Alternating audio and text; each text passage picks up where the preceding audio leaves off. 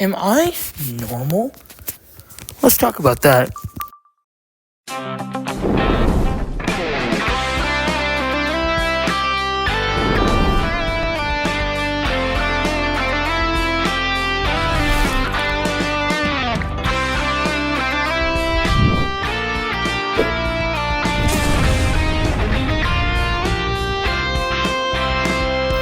Good mythical morning. Now, as I know, and as you might know, everyone has their own little quirks and different things about them.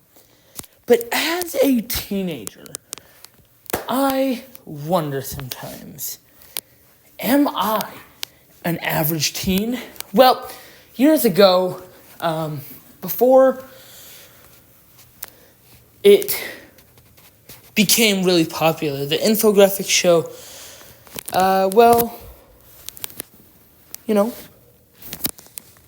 gave us a bit of a idea. And today we're gonna watch it and see what that idea is. After this ad, I swear every episode there's an ad and I hate it.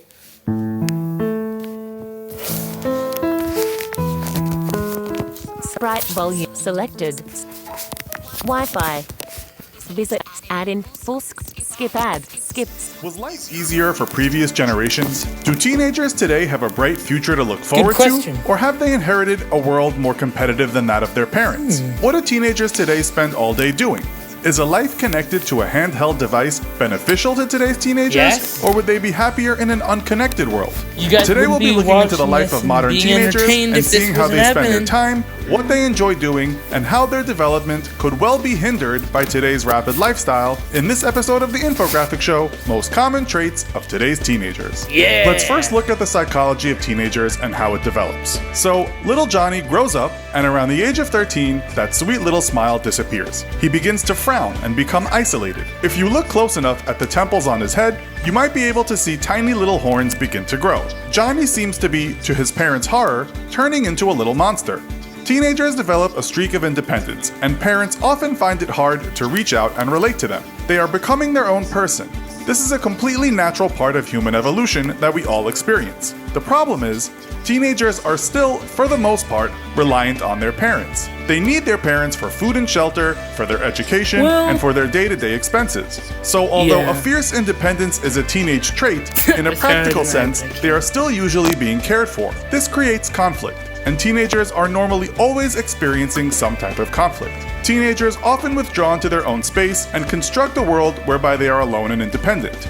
Nobody, apart from some close friends, really understands them. Nobody has ever experienced the feelings that they are feeling. Teens rely more heavily on their own decisions rather than the advice of their elders, trying to learn how to think and act for themselves for the first time. They find they have separate goals from their parents, their peers, and their teachers, and often isolate themselves with their own thoughts, feelings, and ambitions.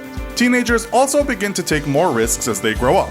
No longer will they need to hold their parents' hand while crossing the road or have a book read to them. No, those years are long behind them. Again, this is to do with evolution. Dr. Paul Mardiket, author of the book The Teenage Brain, observes that the brain of a teenager is not yet fully developed, particularly within the frontal lobes. These lobes are the areas of the brain responsible for decision-making and the weighing up of potential consequences following dangerous activity. Even the most well-balanced teen will have a tendency to behave in ways that seem odd or risky to their elders. But then again, many adults also act in ways that may seem bizarre and risky to a teenager. During the early high I don't know if this is just me, and I hope it isn't. Do you ever make a joke or something, and then just hours later you realize that wasn't appropriate? Not that you used swear words, but you don't know completely? Yeah, that's me. School years, kids generally become more extroverted. They begin to establish closer friends within their peer groups rather than their parents. Even teenagers who are naturally introverted will experience a developmental stage in their teens when communication and interaction seem like the most important things in the world. By doing this, teenagers are preparing for early childhood and a time in the future when personal relationships are essential for work and family life. Parents should be willing to let their teenage children spend time with their friends, but monitor who those friends are.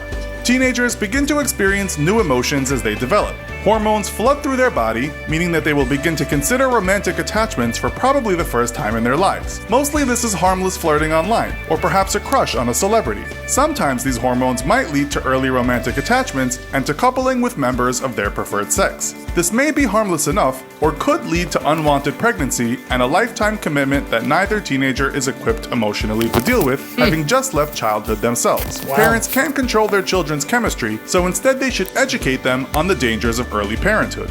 But what do teenagers like to do? A family technology education nonprofit group called Common Sense Media surveyed I've heard of them. 2,600 youths as recently as November 2015. Their census shows that teens are spending over a third of their average day, or 9 hours, online using social media, watching videos, or listening to music. The survey also showed that teenagers are multitasking. For example, they may be listening to music online while shopping or while traveling to and from school. Teens from lower income backgrounds tend to use online media more often on average in comparison with those teens with higher income families. The 2010 Kaiser Family Foundation study estimated that teenagers are online for 8 hours a day. Wow. According to a 2015 survey by Piper Jaffray, teens also do a fair amount of shopping online, with over 60% of teens saying that they prefer to buy clothes over the internet rather than visiting the store and trying on the garments first.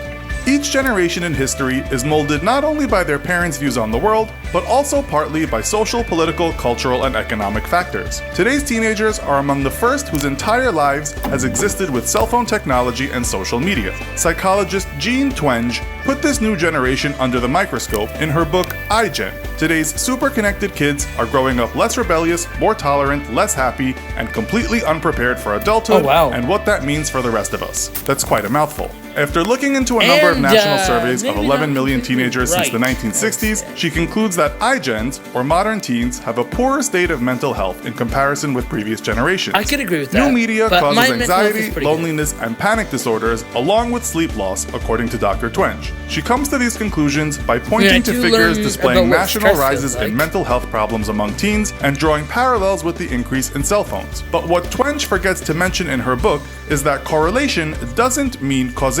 As we mentioned before, teenagers are more sensitive to the world around them due to natural changes in hormone and brain activity, so this could be an equally good explanation as to why mental health problems are on the rise in teens. And then we factor in the larger general awareness of mental health issues, due in part to information on the internet. We also tend to diagnose mental illness earlier nowadays, owing to our better understanding of these conditions. Twenge also explains in her book that teenagers are spending less time with their friends in person, and this is difficult to dispute when we look at the alleged 6 hours a day spent on the cell phone. But can this time, if used to chat on social media, really be described as time actually spent alone? And how healthy is this kind of interaction? I wouldn't Teens say might it's be growing up at a slower rate than before. One theory, known as life history theory, postulates that the rate in which teens grow up is in direct correlation with how hostile their immediate environment is, or at least their perception of their environment. So in this theory, a teen growing up in a war-stricken country would, if he survived, be more likely to marry and become a parent at a younger age. If the environment is perceived to be hostile, teens employ a fast life strategy to grow up more rapidly and create larger families to form larger survival groups. On the other side of the coin, a slow life strategy, where the environment is perceived less hostile, gives rise to a slower rate of development. And this might explain why teens are not rushing to buy that car, get married, and have kids as quickly as they did in previous generations.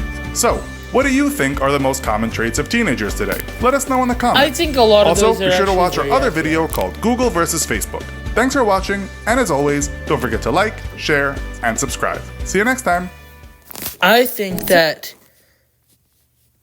information is actually pretty accurate, considering that, like, you know, generations do change. And there we are. So if you like this video, make sure you like, comment, share, and subscribe. And as always, be your mythical best. Goodbye.